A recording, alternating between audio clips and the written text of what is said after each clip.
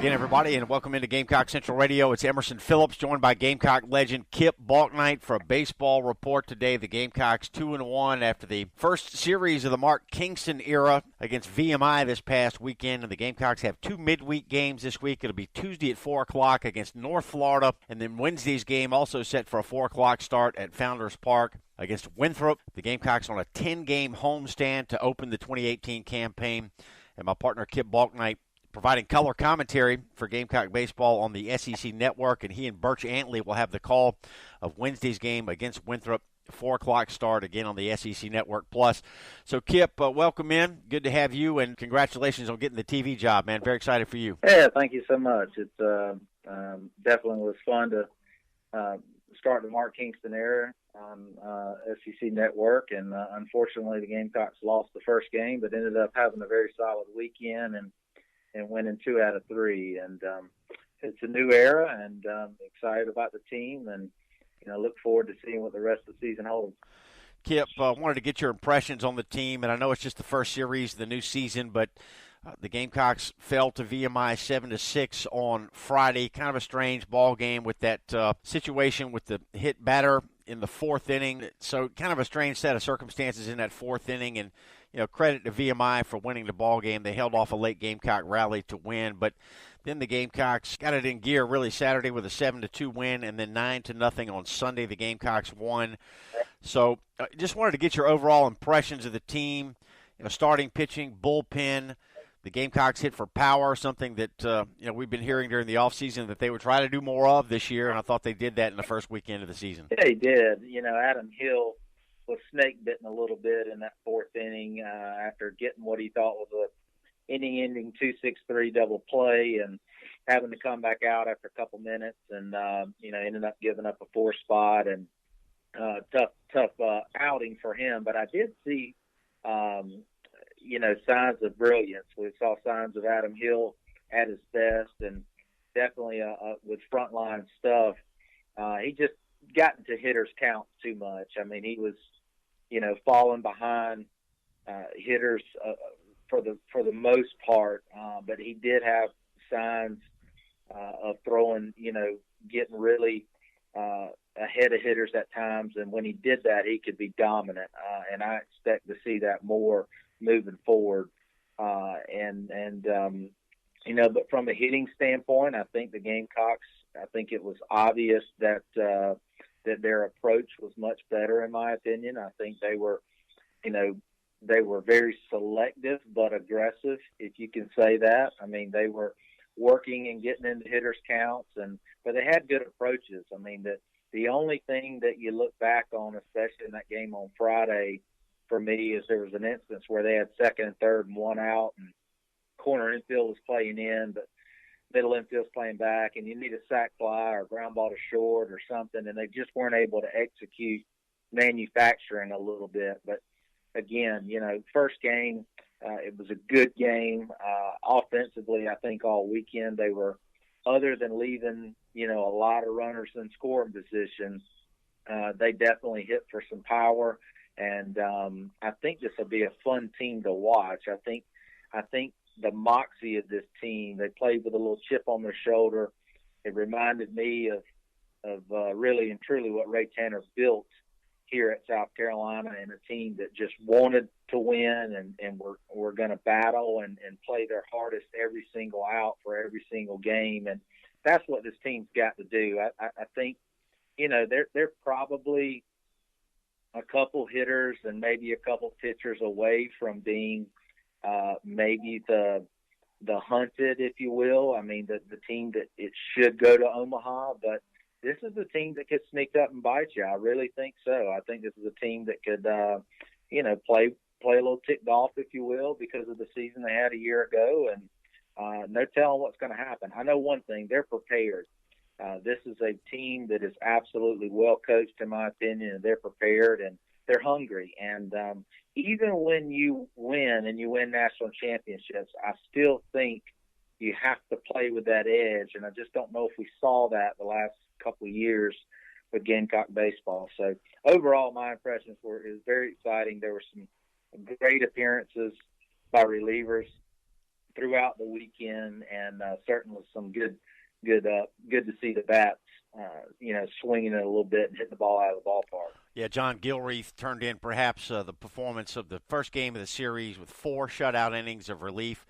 Coming in for Adam Hill, 7,384. Watched the Gamecocks lose to VMI 7-6 on the Friday in the season opener. Game time temperature was 81 degrees, so we had fantastic weather really all weekend for this series with VMI. The Gamecocks scored 4 runs in the bottom of the first on Friday. Madison Stokes with an RBI double. Jonah Bride hit a 2-run home run. Hill took the loss, like Kip said, 4 innings, 5 hits, 7 runs, and 6 strikeouts. And then Gilreath came in with the 4 shutout innings of relief, gave up just 3 hits. And a lot of folks were talking about John Gilreath and the fantastic performance that he had after the ball game. So, Kip, that strange situation in the fourth where the batter was hit by a pitch, but it was initially ruled that the ball had hit the handle of the bat and it was in play, and the Gamecocks thought they'd gotten that guy out, but they end up, after the umpire conference, awarding him first base, and then VMI hits a home run. They hit 2 home runs in that fourth inning, and really just a bizarre situation, really, that the Gamecocks were not able to overcome. But Carolina did regroup on Saturday and Sunday. The Gamecocks won 7-2 Saturday, hit 3 home runs in the ball game, had another good first inning, 3 runs in the first. Madison Stokes homered in the third, Hunter Taylor homered in the fourth, and Stokes hit his second home run of the ball game, a mammoth shot in the 5th inning. It was Stokes' first multi-home run game. Cody Morris, the winning pitcher, 5 2/3 innings, 6 strikeouts, 2 earned runs, and Sawyer Bridges closed out the ball game with 1.2 innings of scoreless relief and 2 strikeouts, and then a 9-0 Gamecock win on Sunday. Ridge Chapman worked 5 innings, 1 hit ball for Chapman, and Chris Cullen hit a 3-run home run for the Gamecocks. So, Kip, you talked about the bullpen for the weekend, 12 1/3 innings of work, 0 runs allowed, and 11 strikeouts, and the bullpen very strong over the weekend. Yeah, they were, Emerson, and you mentioned John Gilreath first. He was the first out, which I thought was a pretty impressive for a young man that literally should be in his senior year of high school right now, playing to be the first out of the bullpen and coming in a game that was,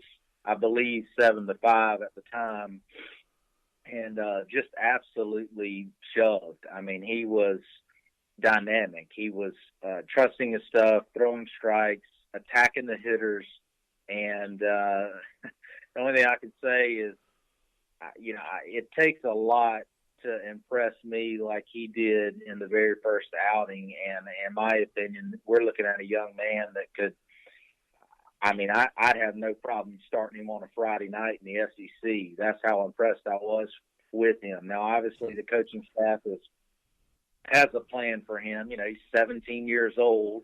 I'm certainly not trying to start anything. And Adam Hill is going to be fine.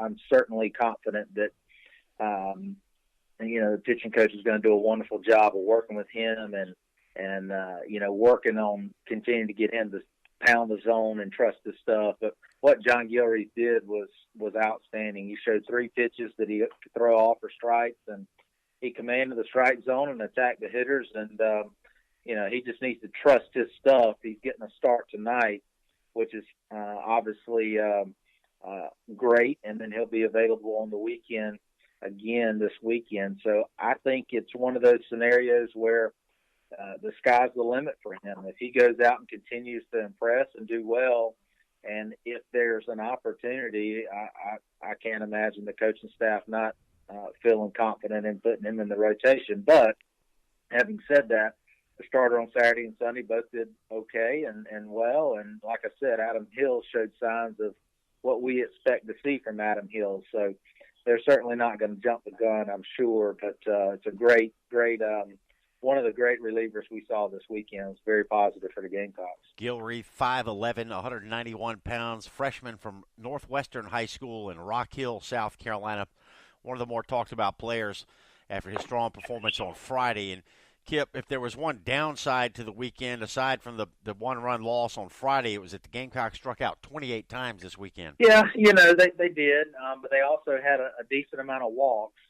I think the only adjustment that the coaching staff will probably want to make is talk about shortening up a little bit with 2 strikes and trying to put the ball in play in a couple of scenarios, like I mentioned before, manufacturing some of those runs. But when you got teams that can hit the ball out of the ballpark and drive the ball, when that's your approach, it's kind of tough to have both, best of both worlds, if you will.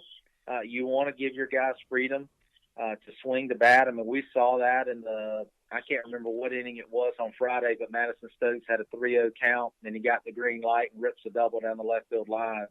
That was just outstanding. I mean, that shows, number one, that Madison has earned the respect of his coach, that he is seeing the ball well enough and he's disciplined enough, and he's got a chance to make something happen there. And I just think that's a huge step to something we hadn't seen in several years. So, I mean, the strikeouts are concerning, but I will say this, VMI had some good arms. I mean, that was a team that very much impressed me.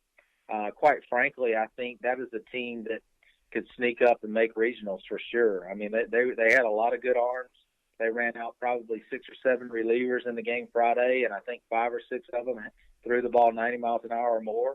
They had some good arms, and they'll make adjustments with that. But I don't mind the strikeouts as much, especially whenever they're able to. If they can score the runs they're scoring, they'll win a lot of games, because I think they'll definitely pitch well enough to hold teams at bay if they can score. Starting pitching solid for South Carolina this past weekend, and the bullpen was fantastic. Kip, it seems like the Gamecocks are going to have a lot of options in terms of pitching and a lot of different combinations that Mark Kingston and Skylar Meade will have to work with. So as we look ahead to the 2 midweek games this week, who will the Gamecocks start Tuesday against North Florida and then Wednesday against Winthrop?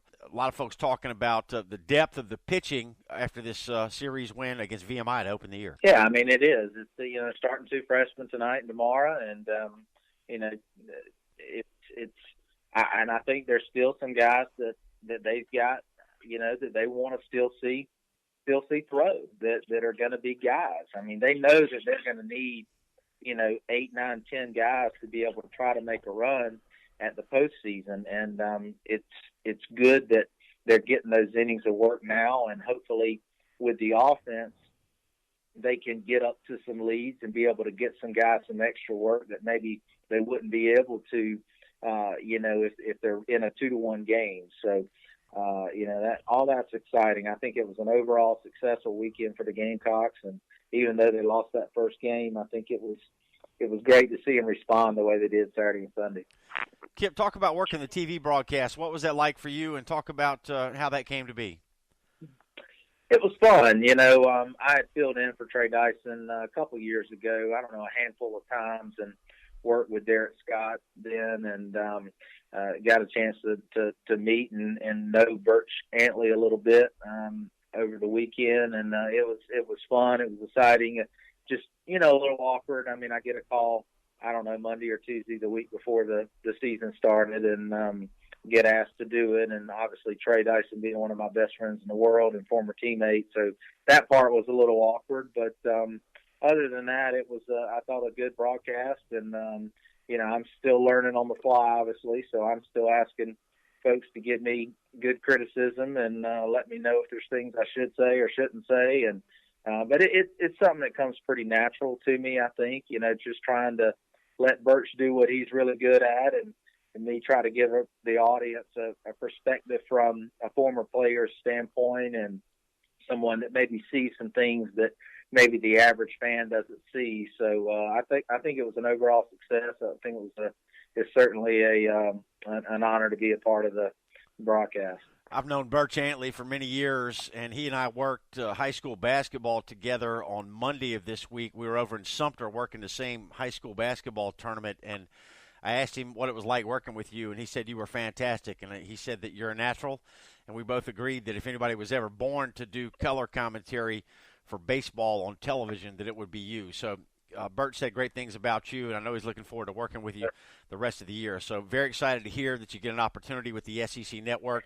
And the Gamecocks have 2 midweek games again this week, 4 o'clock Tuesday at Founders Park against North Florida, and then on the SEC Network Plus on Wednesday, 4 o'clock first pitch, Birch Antley and Kip Bouknight will have the call for the SEC Network Plus. So great news, Kip, and a good start to the year for Gamecock baseball.